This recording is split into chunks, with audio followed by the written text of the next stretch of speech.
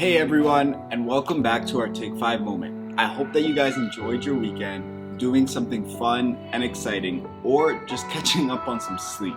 Whatever it may have been, I hope that you enjoyed it to the fullest. We're going to be looking at a couple of Bible verses this week, and it kind of ties off with last week's midweek, and it's actually found in John 8, verse 3 to 11. So it's a bit lengthy, guys, but stay with us. As he was speaking, the teachers of religious law and the Pharisees brought a woman who had been caught in the act of adultery. They put her in front of the crowd. "Teacher," they said to Jesus, "this woman was caught in the act of adultery. The law of Moses says to stone her. What do you say?" They were trying to trap him into saying something they could use against him. But Jesus stooped down and wrote in the dust with his finger. They kept demanding an answer, so he stood up and said, "All right, but let the one who has never sinned throw the first stone." Then he stooped down again and wrote in the dust. When the accusers heard this, they slipped away one by one, beginning with the oldest until only Jesus was left in the middle of the crowd. Then Jesus stood up again and said to the woman, "Where are your accusers? Didn't even one of them condemn you?" "No, Lord," she said. And Jesus said, "Neither do I. Go and sin no more." This story is always amazing, no matter how many times we look at it, because it allows us to have an example of how we should let love fill in the blank. Too many times we find ourselves judging others based on the clothing that they wear, where they live, what school they go to, and even what they might look like. But the greatest thing about this story is Jesus doesn't do any of those things.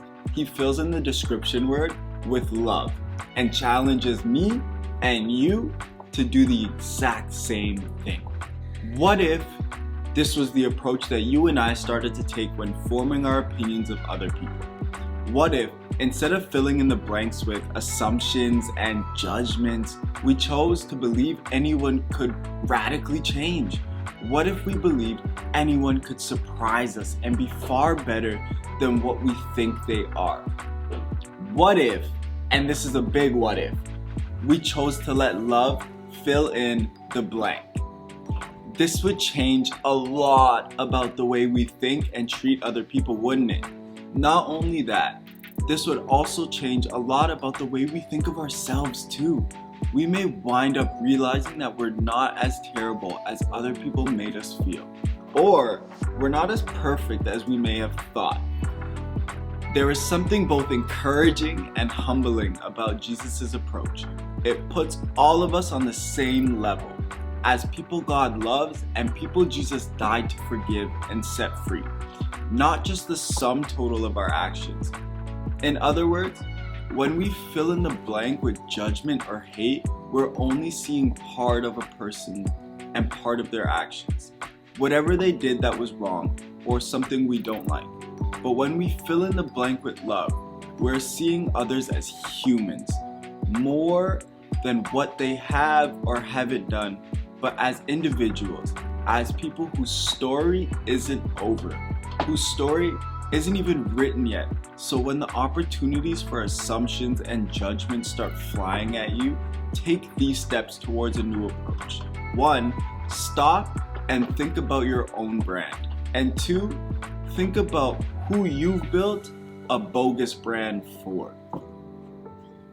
When we choose to follow Jesus' example and take these steps, we're choosing to let love fill in the blank instead of our quick and shallow assumptions and judgments about who they are now and who they can become. Just imagine with me, what would happen if this is how we spent our time forming opinions of those around us?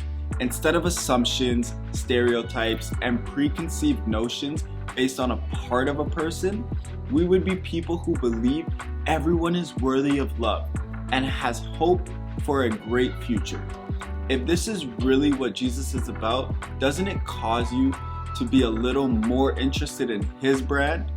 We can be people who let love fill in the blank about others. When we do this, we'll be people known for our love of others, just like Jesus was and just like Jesus intended for his people to be. What an amazing prayer for today, guys.